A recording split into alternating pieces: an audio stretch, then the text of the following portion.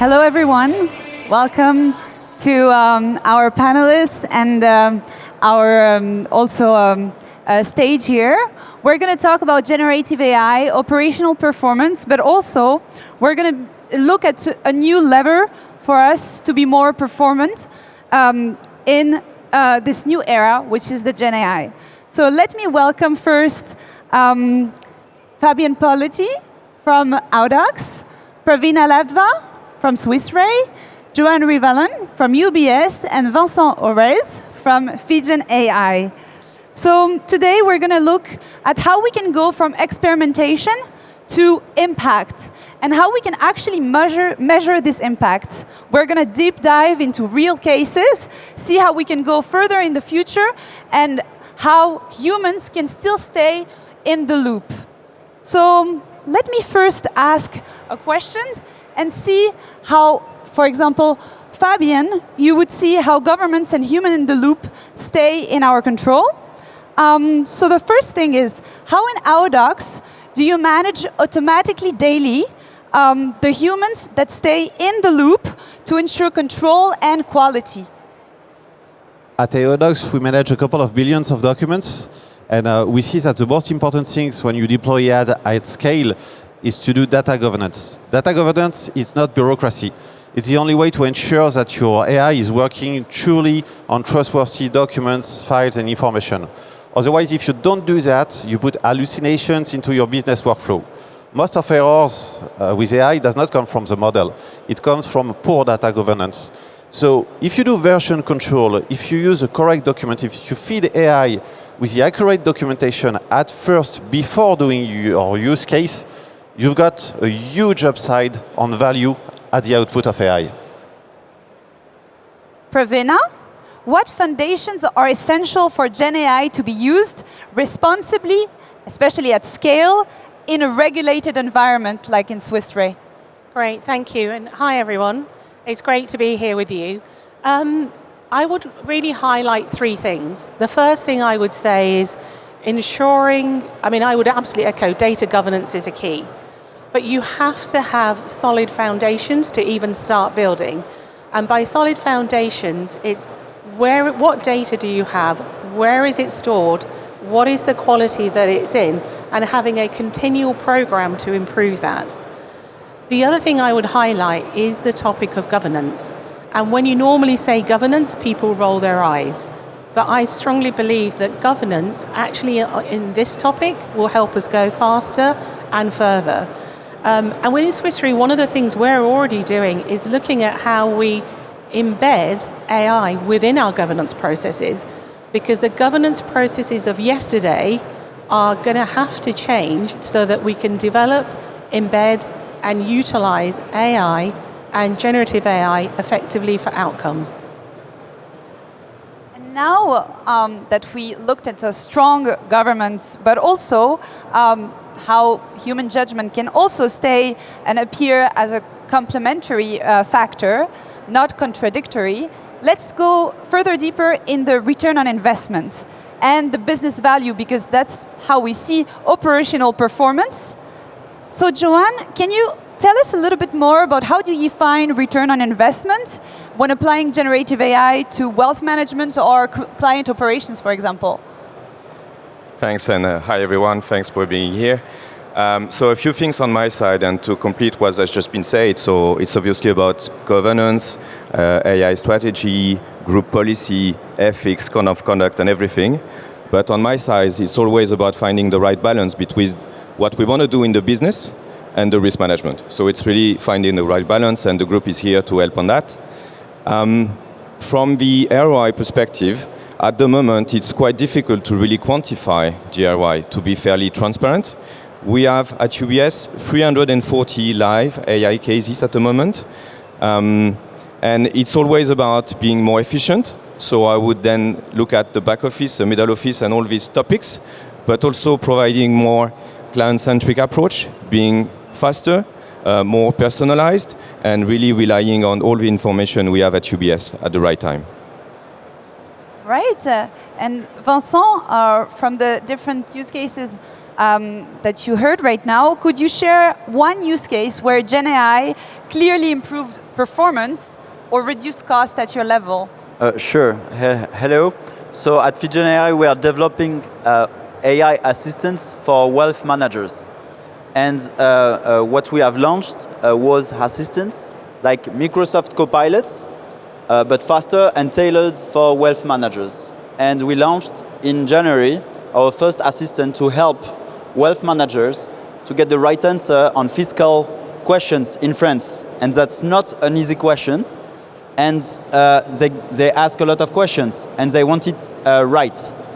They had it right, and from January until now, we had 1,200 accountants, wealth independent advisors that now use daily these wealth assistants. What are they doing? To be very concrete, well, they are like the new generation of encyclopedia.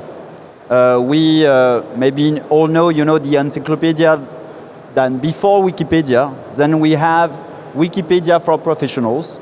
And now we have AI that, with the right tools, can be personalized. So one use case is I get the right answer in 5 to 10 minutes that would have taken me maybe hours or days. This is one example.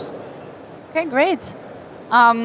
So in regards to that, now we see how we can use it concretely today, how we can build the future copilot of wealth management, how we can have thousands of use cases to use it in real life. But how do you see it in the future? 18 months, 24 months, or even in the next few years? I want to hear every single one of you on what's your perspective on this, especially on your day-to-day, but also on how your company can build and scale at a normal pace, but also at a fast, regulated pace today. Audox, in Audox, Fabien, can you tell us a little bit more? Our clients now come with a ROI. It starts to appear. We can leverage, revenue with AI. The most difficult part out of it is how do we ensure that we do not introduce errors into business workflows. We start to see people abandoning POCs to buy out-of-shelf solutions to make sure that the solutions they buy is really trustable. Because if you don't control the information, if you just do a POC to start AI in the company without thinking about information and files, at the end, it could be really a nightmare. It could be a bloodbath. So we have two leverage. Revenue that starts to appear and danger, because especially in sectors very regulated, you cannot fail. And so if you can't fail, you have to protect your information. And if we can't fail on that aspect, how, Pravina, can you guarantee also on the evolution of, that you foresee in especially unstructured data that you have today, and maybe some new aspects that you're working on right now to leverage and operational performance using Gen AI? Yes, absolutely. So we see AI within Swiss Re as a topic which is business-led and tech-enabled. And so it's within that frame that we do everything, whether it's determining where we scale, where we change, where we experiment. And one of the things we think about, AI for us is not a new thing. Given that we're one of the world's global leading reinsurer, it's been fundamentally embedded in a lot of our data modelings and how we serve our customers and clients. Now, coming to a specific example, we have over 90 million documents actually in one place. Now, that's getting the foundations right to begin with. What we then do is we firmly believe in what we call augmented decision making. And that really means that the human is in the loop all the time. Again, making it a bit more concrete, in one of our lines of businesses, we service probably about 40,000 claims a year. And through one of the implementations we've made, we are able to detect fraud more easily. But more importantly, we're able to provide the funds to the clients at the moment that really matters, and at much faster time. So I think it's about being really concrete about where you're embedding it. But I genuinely think the time of a gazillion use cases is over, and it's about embedding and reimagining our core processes now and thinking about how we fundamentally change and evolve. And I think the technology is evolving at a certain pace that for people in jobs like mine and my team, and for many of us in this room, our role really becomes understanding where do we actually use AI and where we don't. And I think that's key, because all of a sudden there is a danger that we think agentic AI is going to be this problem, the thing that solves all our problems. It's one of the key tools in a tool bag. So it's about using the right thing at the right time to solve the right problem, but ultimately delivering an impact for our customers and clients that drives value. Okay, so I hear small is better, actually, a better quality. Where, Johan, in your perspective, the future, how do you see it in terms of the new sources of value creation for UBS, for example? Yeah, absolutely. Very good question. So, obviously at UBS, we are committed to AI, we are committed to innovation in AI, and at the moment we are piloting agentic AI in our largest factory in Singapore. Our mission is really to help our clients navigate the markets, the financial markets, but also the geopolitics and everything for their financial investments. And at the moment, we have already a tool which is called Red, which is our internal AI assistant, who provides the wealth advisors with investment advice, which is connected to our CIO industry-leading research, and which helps the client advisors to provide investment advice really on a day-to-day basis, which is connected to our research and to the client needs. So we are already much more efficient in terms of productivity and time to market on the advice. Tomorrow, I would really dream that all the wealth advisors at UBS, in France but elsewhere in the world, just spend their time using these tools, speaking to clients, helping them navigating the markets, and also ideally in 24 months maybe, connected also the clients one with the other on the important topics, which are, M&A, sectors, corporates, everything that they need and they think about. So that's really the dream. We know we have data privacy, a number of regulations around that, and code of conducts and everything, but this is really the dream. All right. And the last word, so Vincent, how do you see it? Do you have use cases that you would dream of, like Johan just said right now, in your day-to-day or even within Figen AI? Sure. What we believe is these words of Jensen from NVIDIA that says that in the future, the vision is that the IT department of every industry will be the HR department of your AI assistants. So what we're seeing right now with institutional clients is that the IT department is managing AI assistants that are being produced, that are not in full production yet. So this is the vision. But to be more concrete, what we dream of and what we are building with our clients, it's an assistant that produces suitability letters for compliance matters, tailor-made with the compliance regulations, that can provide full suitability letters with the allocation of funds decided by the clients and his wealth advisors, and compliant with the laws.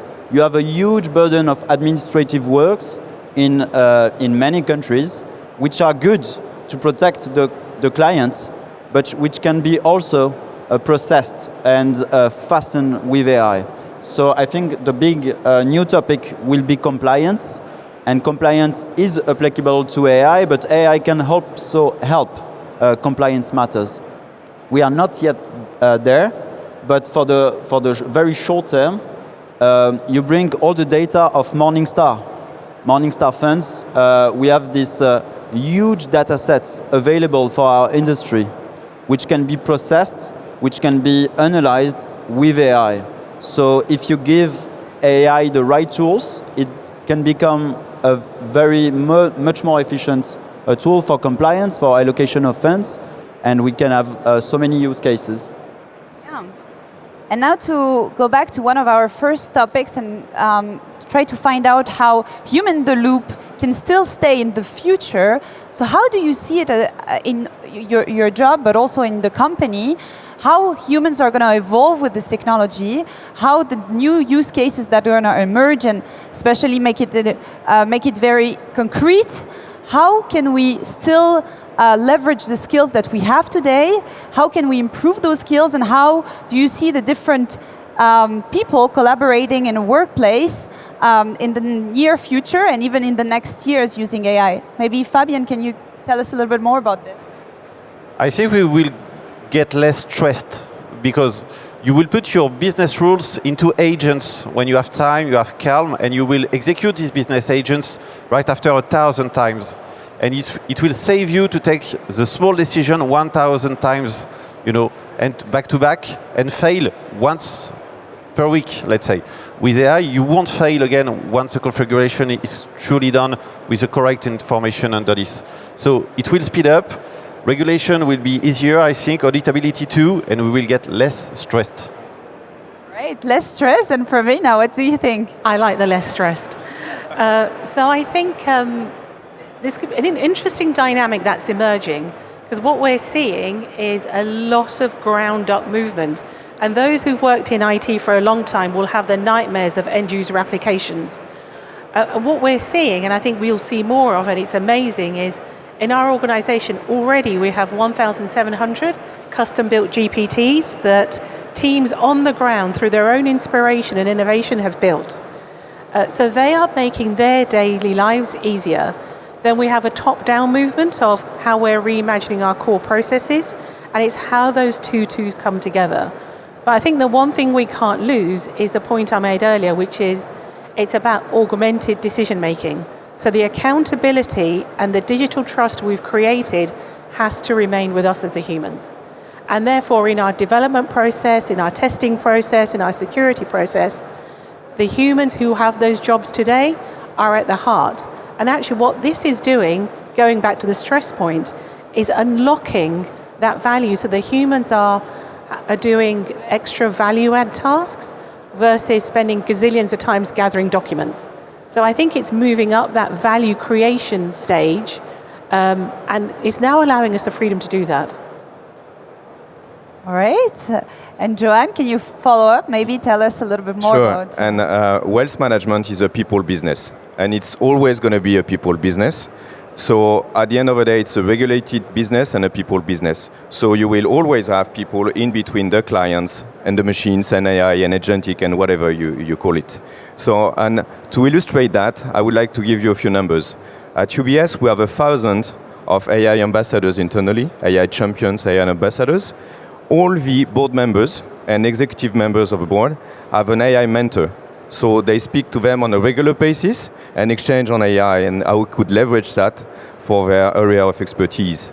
And we have our 250 more senior leaders who attended a session on leadership in AI in Oxford very recently. So it's really about people. So I think we shouldn't be scared about anything, but just leverage that for the future. Let's not be scared then. And Vincent? I think what I heard here is also very we are very early in this transformation. And I think what I hear is also to be open to change management. Change management is a huge topic. If you're directing companies, what we are seeing, of course, is that there are many people who fear AI because they don't know. And I think the best value that you can get out of it is what I just hear.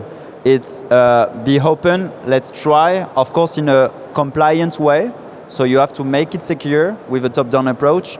But change management, I think, is the key for innovation in our sector. So we have to be open to this news in a compliant framework. And we are seeing emergent things. I'm seeing in some of our clients, you have AI ambassadors who like to who are geeks, they learn new tools and they say, oh, how can I apply this tool to my work? And you cannot see in this area where you have a new model every week right now in the world to observe everything only at the CEO level, but the CEO level is needed to to move forward. Thank you so much. Well, we're going to end on that note, and we learned today that we have to build small and concrete cases, and in the future we're going to have to be more targeted and not spread around use cases around. Same, we have to be less stressed about how we can automate the different tasks and evolve in our jobs. We need to integrate generative AI in various different components, but in our targeted sectors, and especially in our different jobs. And I want to thank all the different speakers today that shared the different aspects and the use cases that they've been triggering so far. And thank you so much for listening to our speech.